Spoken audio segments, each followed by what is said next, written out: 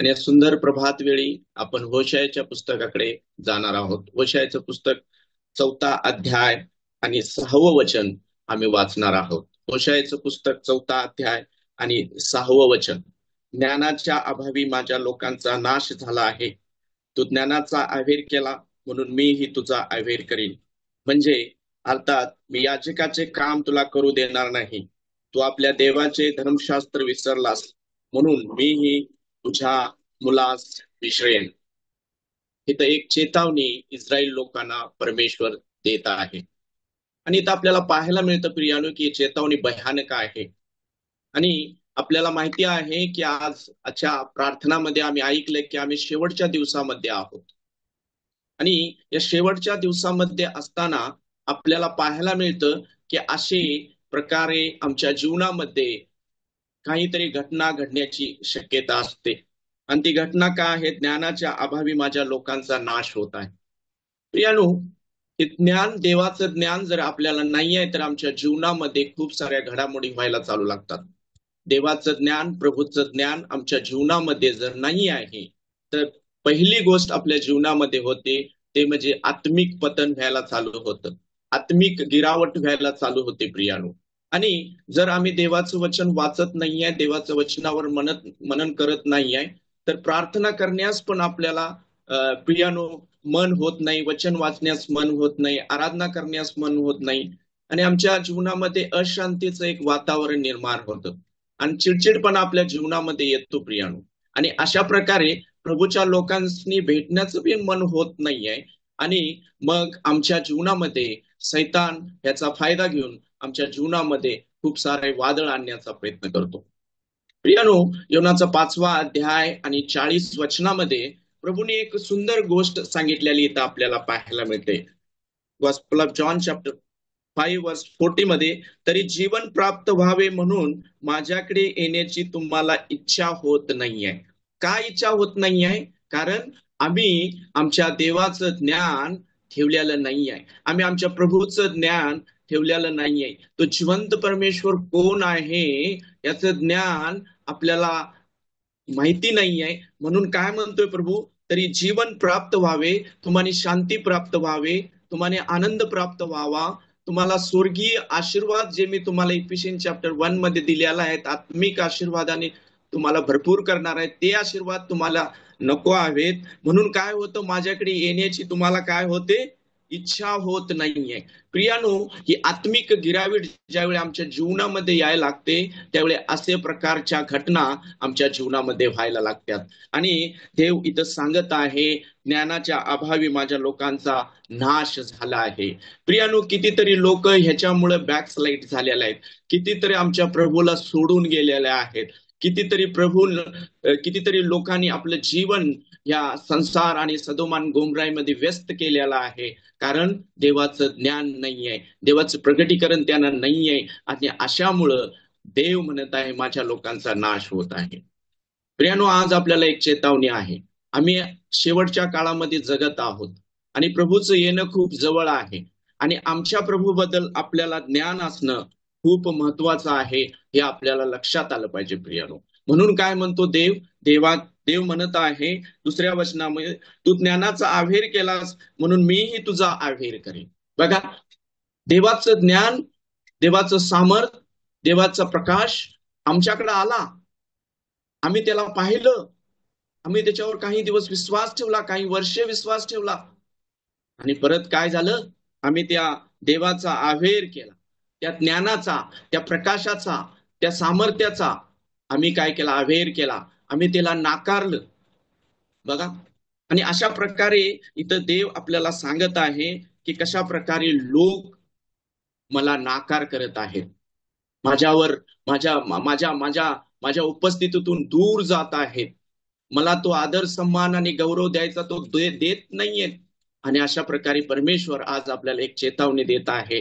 आणि जर आम्ही असंच करत राहिलो तर मत्तीचा 7वा अध्याय आणि 21 आणि 22 वचनामध्ये जशा प्रकारे सांगितलेला आहे, प्रभूने काय सांगितलेलं आहे मत्तीचा 7वा अध्याय मध्ये, मत्तीचा 7वा अध्याय मध्ये आपण पाहतो प्रियानो की 21 वचनामध्ये, मला प्रभूजी प्रभूजी असे म्हणणारे प्रत्येकाचा प्रवेश स्वर्गाच्या राज्यात होईल असे नाही.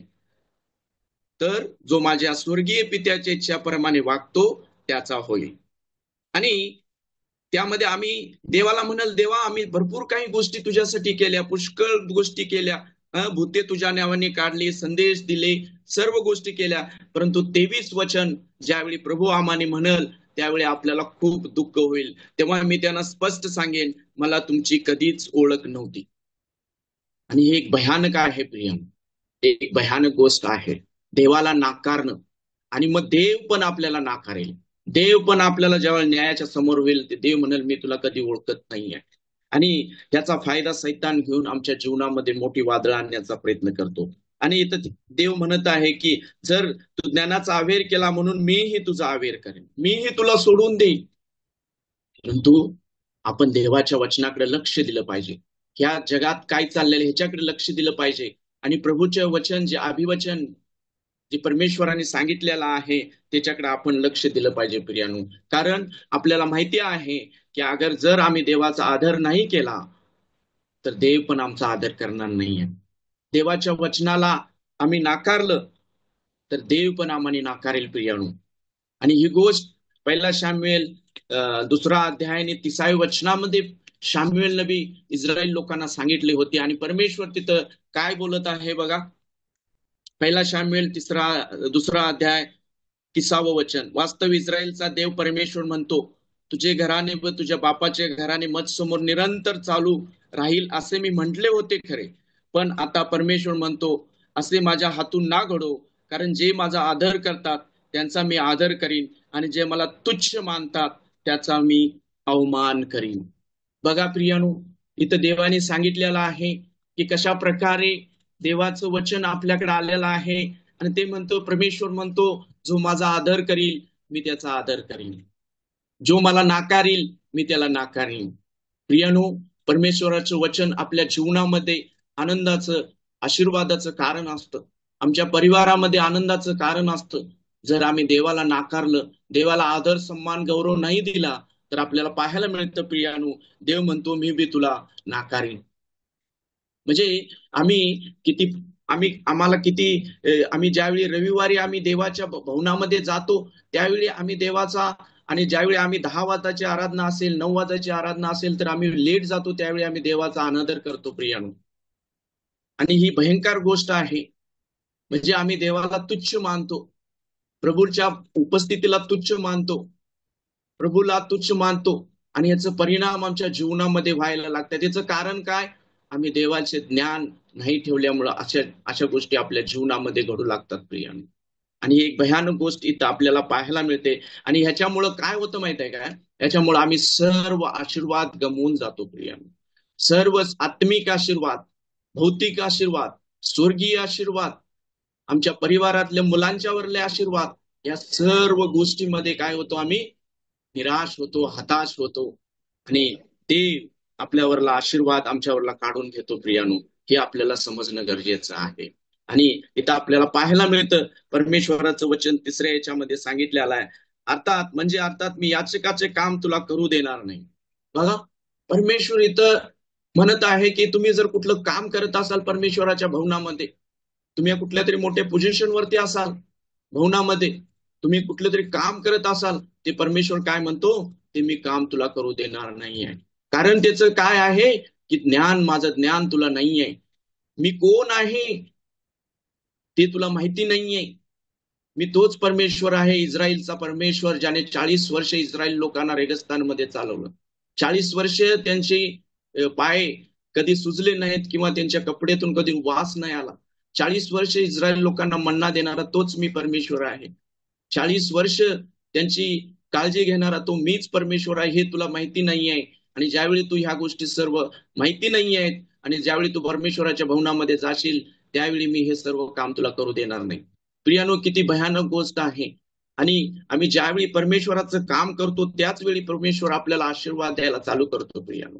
हे कुठल्या मनुष्याचं काम आम्ही करत नाहीये, आम्ही जिवंत देवाचं काम करतो, जो स्वर्ग आणि पृथ्वीचा राजा आहे त्या राजाचं आम्ही काम करतो प्रियानो. हे किती भयानक गोष्ट परमेश्वराने आपल्याला इथं सांगितलेलं आहे. आणि आम्हाला ती चेतावणी दिलेली आहे प्रभूने की आम्ही काय करावं? एक निषेध करावा की आम्ही प्रभूचं काम करत राहावं. परमेश्वराचं ज्ञान आपल्याला असणं गरजेचं आहे. आणि ह्यामुळं परमेश्वर आपल्याला आशीर्वादापासून वंचित करत. आणि चौथी गोष्ट आपल्याला पाहायला मिळते, तू आपल्या देवाचं धर्मशास्त्र विसरला आहेस. बघा, देव इथं आपल्याला सांगत आहे, तू काय आहेस, तू विसरला आहेस, तू मला विसरला आहेस. माझे पुत्र प्रभू येशू ख्रिस्त जो वधस्तंभावर मारला गेला, तो निर्दोष निष्कलंक आणि निष्पाप माझं लेकरू, माझा कोकरा, तो त्याला विसरलेला आहेस. आणि हे विसरणं खूप भयानक आहे प्रिया, भयानक आहे.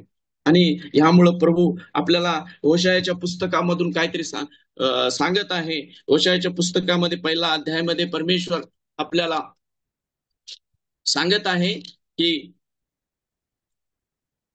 होशायाचं पुस्तक पहिला अध्याय आणि 8वं वचन, नियमशास्त्राचा हा ग्रंथ तुझ्या मुखावर सदैव असू दे. जे काही लिहिले आहे ते तू काळजीपूर्वक पाळ आणि रात्र दिवस त्याच्यावर मनन कर, म्हणजे तुझा मार्ग सुखाचा होईल, तुला यश प्राप्ती होईल. तुला यश प्राप्ती होईल. कुठं जाण्याची गरज नाही. ज्यावेळी परमेश्वराचं ज्ञान आम्ही ठेवतो, परमेश्वरा आदर सन्मान आणि गौरव देतो, त्यावेळी प्रियानो लक्षात ठेवा, आशीर्वाद आपल्या इथंच भेटून जाते.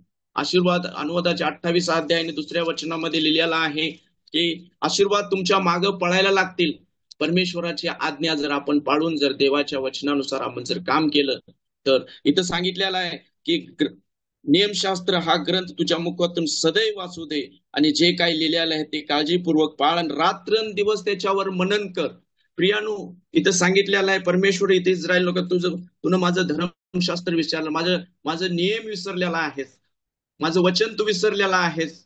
आणि इथं आपल्याला पाहायला मिळतं प्रियानो, कशा प्रकारे परत एकदा परमेश्वर त्यांना एक चेतावणी देत आहे, एक आग्रह करत आहे की तुम्ही परत फिरा, परमेश्वराचं नियमशास्त्र वाचा, नियमशास्त्र वाचून त्याच्यावर मनन करा.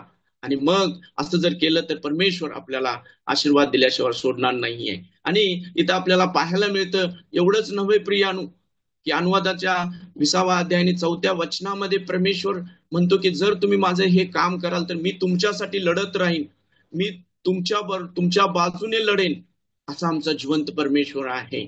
जर आम्ही देवाचं नियमशास्त्र न विसरता त्याच्यावर रात्रंदिवस मनन करत राहिलो, देवाच्या वचनामध्ये चाललो, देवाच्या प्रकाशामध्ये जर चालत राहिलो, तर परमेश्वर आपल्याला सर्व अनुग्रह, सर्व दया आणि कृपेने तो आम्हाला आमच्या जीवनामध्ये संजीवन आणल आणि ते आशीर्वादाचं कारण आपल्या परिवारासाठी होईल प्रियानो. आणि चौथी गोष्ट, मीही तुझ्या मुलास विसरेन. बघा, परमेश्वर म्हणतो की अगर तू माझं धर्मशास्त्र, माझं नियमशास्त्र तू विसरलास, तर मी काय करीन, मीही तुझ्या मुलांना विसरीन. किती भयानक गोष्ट आहे प्रियानो, किती भयानक गोष्ट आहे. देव विसरण्यासारखं आम्ही काम करू नये, देव विसरण्यासारखं आम्ही वागू नये, देव विसरण्यासारखं आम्ही परमेश्वराच्या मंदिरातून किंवा परमेश्वराच्या भवनातून पळून जाऊ नये, अशी आपण काळजी घेतली पाहिजे प्रिया, काळजी घेतली पाहिजे. आणि यामध्ये आपल्याला पाहायला मिळतं प्रियानो की हे परमेश्वर म्हणतो, मला काय पसंत आहे, मला तुमचं यत्न नको आहेत तुमचे. बघा, होशायाच्या 6वा अध्याय आणि 6व्या वचनामध्ये सांगितलेलं आहे, मी यज्ञाचा नाही तर दयेचा भुकेलेला आहे. होमपर्णापेक्षा देवाचं ज्ञान मला आवडते. देवाचं ज्ञान ठेवलं देवाला आवडतं प्रियानो. यज्ञाचं किंवा दयाचा मी भुकेलेला नाही आहे म्हणतो परमेश्वर. त्याचं ज्ञान ठेवणं आपल्याला गरजेचं आहे. शेवटचं वचन मी वाचत आहे. आणि मग आपण काय करायचं आहे, आपण काय करायचं, आपण एक गोष्ट करायची आहे प्रियानो. चला, इस्रायली लोक काय म्हणतात, 4थ्या अध्यायाच्या 6व्या अध्यायाच्या 3ऱ्या वचनामध्ये आपल्याला पाहायचं म्हणतं, चला आपण परमेश्वरास ओळखू, परमेश्वराचं ज्ञान मिळण्यास झटू. प्रियानो, आज मोका दिलेला देवानी, आज देवाने सांगितलेला आहे, इस्रायल जसे लोक म्हणले चला आपण परमेश्वराच्या मंदिरात जाऊ, तिथं आनंदाची भरपुरी आहे, दावीद म्हणतो, तसं आपण आमच्या प्रभूकडे जाऊया प्रियानो. तिथं आनंदाची भरपुरी आहे, तिथं सुरक्षा आहे, तिथं स्वर्गीय स्थानाचा आशीर्वाद आहे आणि आमचं पुढचं जीवन जे स्वर्गीय जीवन सुरक्षित आहे प्रियानो, हे लक्षात ठेवा. आणि प्रभू आम्हा सर्वांना आशीर्वाद दो की प्रभूच्या दयेत आणि कृपेत आम्हाला चालणं गरजेचं आहे प्रियानो. आणि यासाठी आपल्याला लक्ष दिलं पाहिजे की देव म्हणत आहे चला, लोक म्हणत आहे चला आपण परमेश्वरास ओळखू, परमेश्वराचं ज्ञान मिळवायला शकू. हे ज्ञान कुठे मिळेल, शाळेत मिळेल का, कॉलेजमध्ये मिळेल का? मोठ्या मोठ्या युनिव्हर्सिटीमध्ये मिळेल का प्रियाणू? नाही प्रियाणू. हे ज्ञान परमेश्वराच्या चरणी बसल्यानंतर भेटल, पवित्र शास्त्र उघडल्यानंतर भेटल. पवित्र शास्त्रामध्ये ज्यावेळी आम्ही पवित्र शास्त्र वाचतो त्यावेळी देव आमच्याशी बोलायला लागतो प्रियाणू. आणि ज्यावेळी आम्ही प्रार्थना करतो त्यावेळी आम्ही प्रभूशी बोलायला लागतो. किती सुंदर गोष्ट आहे ना.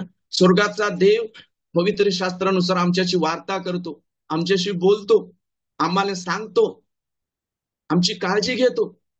आणि ज्यावेळी आम्ही प्रार्थना करतो देव आमची सर्व प्रार्थना ऐकतो. दावीद म्हणतो की मी ज्यावेळी त्याच्याकडे प्रार्थना करतो ते कान देऊन माझी प्रार्थना ऐकतो. कान देऊन प्रार्थना ऐकणारा आमचा कोण? जिवंत प्रभू आहे, जिवंत राजा आहे. आणि त्या जिवंत राजाला आम्ही समर्पण केलं पाहिजे आमच्या जीवनामध्ये. म्हणून प्रभूचा आभार मानतो, प्रभूची स्तुती करतो. हे छोटेसे वचन देण्यास प्रभूने मला सहायता केली. प्रभूच्या नावाची महिमा हो. थँक्यू.